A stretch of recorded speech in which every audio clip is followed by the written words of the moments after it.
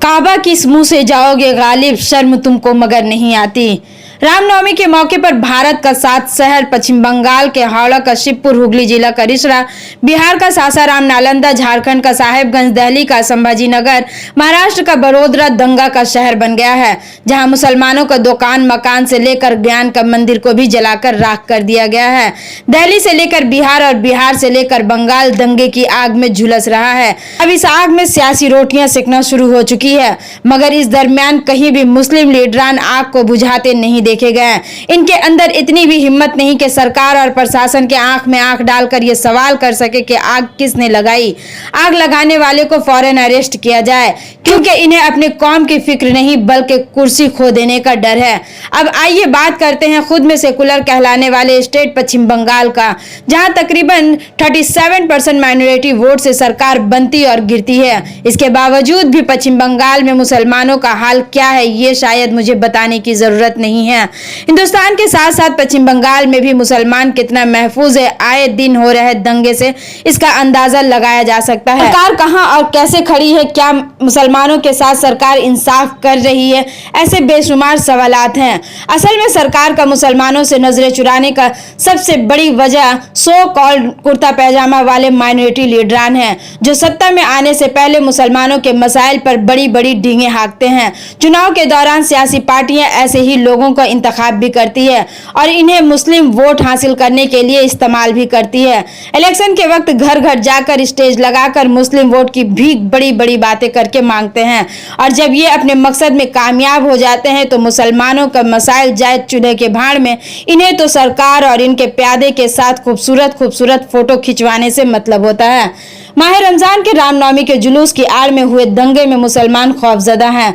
दंगाइयों ने आग लगाकर रोजी रोटी का जरिया भी छीन लिया है। हावड़ा के शिवपुर में हुए दंगे में दर्जनों छोटे बड़े व्यापारियों के सामान को नुकसान पहुंचाकर ठेला और रिक्शे को आग के हवाले कर दिया गया। इनकी पूंजी समेत इनका जरिया मुआवज भी छीन लिया गया। दर्जनों गाड़ियों को आग के हवाले कर दिया गया, जिसके सबब नौजवान बेरोजगार होकर सर पर हाथ धरे ये सोचने पर मजबूर हैं कि सजाए थे हमने जो सपने, अब वो ईद कैसे मनाएंगे, घर कैसे चलाएंगे, फैमिली के नए कपड़े कैसे बनाएंगे। ये सोच सोचकर परेशान और पागल हो रहे हैं। वहीं हुगली जिला के रिसड़ा का भी यही हाल है, जहां सिर्फ मुसलमानों के नुकसान पहुंचाया गया, सिर्फ मुसलमानों की दुकानें लूटी गई, इनकी गाड़ियां जलाई गई। दंगे की ये आग और तबाही का मंजरनामा उन सो कॉल्ड मुस्लिम लीडरान के आंख में रोशनी की कमी के सबब शायद दिखाई नहीं दे रहा है। गुज़िश्ता 3 दिनों से रिसड़े में सन्नाटा छाया हुआ है, दुकान बाजार बंद है, एक खौफ सा माहौल तारी है। इसके बावजूद भी ये मुस्लिम लीडरान चुप्पी साधे हुए हैं, क्योंकि इनके दंगे वाले इलाके का सफर करने से कहीं ज्यादा जरूरी इफ्तार पार्टियों में जाना ज्यादा जरूरी समझते हैं। इन्हें इस बात से भी फर्क नहीं पड़ता कि कानून का दावपेच से लाइल्म मुसलमानों ने नुकसान होने के बाद थाने में FIR करवाया है भी या नहीं, जख्मी हालात में अस्पताल में पड़े मुसलमान जिंदा है या नहीं, इस बात से भी फर्क नहीं पड़ता कि बेकसूर मुस्लिम नौजवानों को पुलिस क्यों अरेस्ट कर रही है। इनके अंदर तो इतनी भी हिम्मत नहीं कि पश्चिम बंगाल के CM ममता बनर्जी, जो खुद पुलिस मिनिस्टर है, इनसे ये सवाल करे कि माह रमजान के मुबारक महीने में दंगा मुसलमानों को निशाना बनाना प्रशासन की लापरवाही क्यों हुई। सरकार से ये सवाल करे कि उन बेरोजगारों का क्या होगा जिनका रोजगार छिन गया है। बेशुमार सवालात है जिनका जवाब सरकार को आज नहीं तो कल चुनाव के दौरान तो देना ही होगा।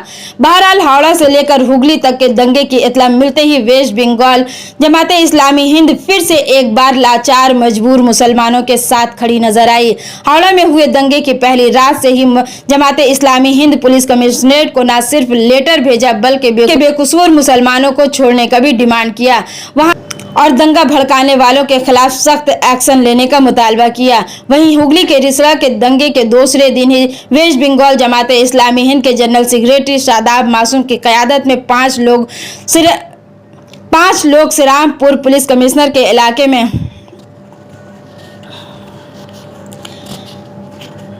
वहीं हुगली के रिसड़ा में दंगे के दूसरे दिन वेस्ट बंगाल जमाते इस्लामी हिंद के जनरल सेक्रेटरी शादाब मासूम की क़यादत में 5 लोग श्रीरामपुर पुलिस कमिश्नर को इलाके में शांति बनाए रखने और मुसलमानों पर हो रहे जुल्म को रोकने का भी डिमांड किया है।